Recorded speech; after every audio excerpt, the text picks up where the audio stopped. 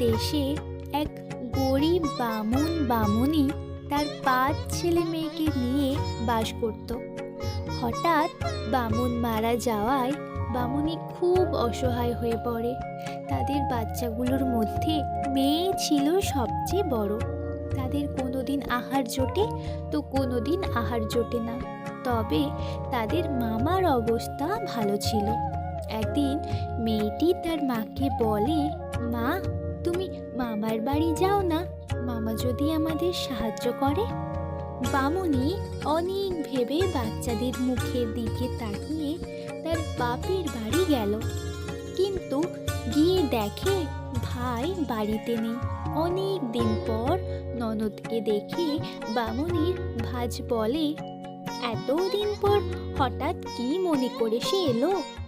বামুনি তার দুঃখের কথা সব বলল।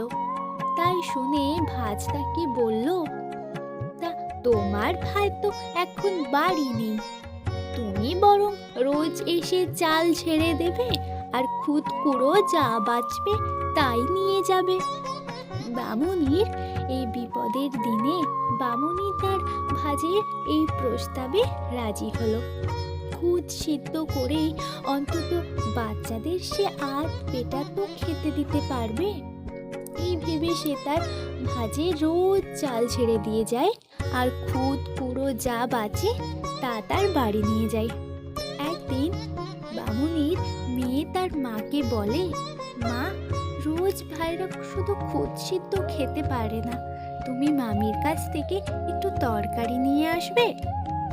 বামুনি তার ভাজের কাছে সে কথা জানালে ভাজ বলে, তরকারি হবে না। বামুনি তারপর লাউ গাছের 2টো পাতা চায়, তা দিয়ে তরকারি রাঁধবে বলে। তা শুনে ভাজ বলে, তোমার ভাই তো লাউ গাছের পাতা সব গুনে রেখেছে গো, ওতে হাত দেওয়া যাবে না। এই শুনে বামুনি আর কিচ্ছু বলে না। এইভাবেই কদিন কেটে যায়। বামুনিকে একদিন তার ভাজ তার মাথার উকুন বেছে দিতে বলে। তাকে বলে, যদি সে উকুন বেছে দেয় তাহলে তাকে গোটা কতক লাউ পাতা দেবে।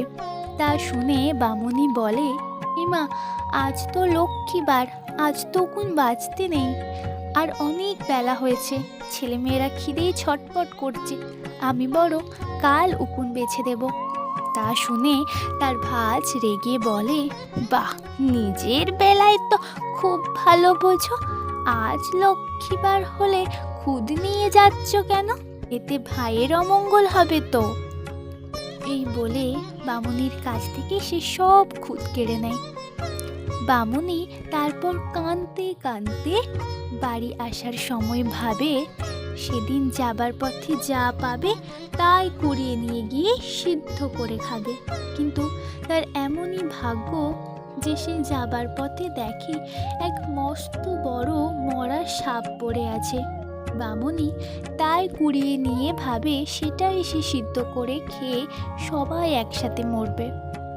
সাপটাকে নিয়ে গিয়ে কেটে নুন দিয়ে সিদ্ধ করার সময় দেখে সাপটাকে যত ফোটানো হয় তার থেকে তত সোনার ফেনা বেরোয়। এইভাবে গোটা ঘর সোনার ফেনায় ভরে যায়। বামুনি সেই সোনার ফেনা তুলে একটা মাটির হাঁড়িতে ভরে। সেই ফেনা তার ছেলেদের দিয়ে শ্যাকরার কাছে বিক্রির জন্য পাঠায়। শ্যাকরা ভালো সোনা দেখে তা ভালো দাম দিয়ে কিনে নেয়। সেই দিন লক্ষ্মীবার ছিল। বামুনি টাকা পেয়ে আগে পুজোর জোগাড় করে ঘটা করে পৌষ মাসে লক্ষ্মী পুজো করে। তারপর প্রতিবেশীদের ভালো করে প্রসাদ বিতরণ করে। ছেলে মেয়েদের প্রসাদ খাইয়ে তারপর নিজে খায়। এইভাবে মা লক্ষ্মীর আশীর্বাদে তাদের আর অভাব থাকে না। বড় বাড়ি, পালকি, ছেলে মেয়েদের বিয়ে দেওয়া, বামুনির সব কাজ সুসম্পন্ন হয়। বামুনির অবস্থার কথা লোক মুখে প্রচার হতে হতে তার ভাজের কানেও পৌঁছায়। কি ব্যাপার তা বুঝতে না পেরে সে তার ননদের ছেলে বউদের তার বাড়িতে একদিন নেমন্তন্ন করল। তখন বামুনিও তার বৌমাদের গা ভর্তি গয়না পরিয়ে পালকি করে ভাজের বাড়ি বেড়াতে নিয়ে গেল। তাদের এমন অবস্থা দেখে ভাজির ভারী হিংসে হলো, কিন্তু মুখে হাসি রেখে তাদের সোনার বাটির উপর থালা করে খেতে দিল। তখন তারা তাদের সোনার গয়না খুলে রেখে বলতে লাগলো, সোনা দানা হিরে মুক্তা ধন্য মান্য গণ্য, যাদের কল্যাণে আজ মোদের নেমন্তন্ন।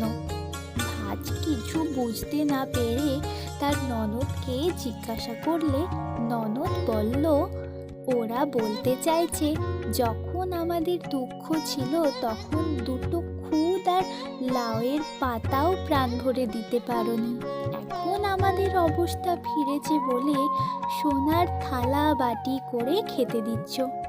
ভাজ তখন লজ্জায় তার ননদের হাত ধরে ক্ষমা চাইল। এরপর বামুনি তার ছেলে বৌমাদের নিয়ে বাড়ি ফিরে এলো।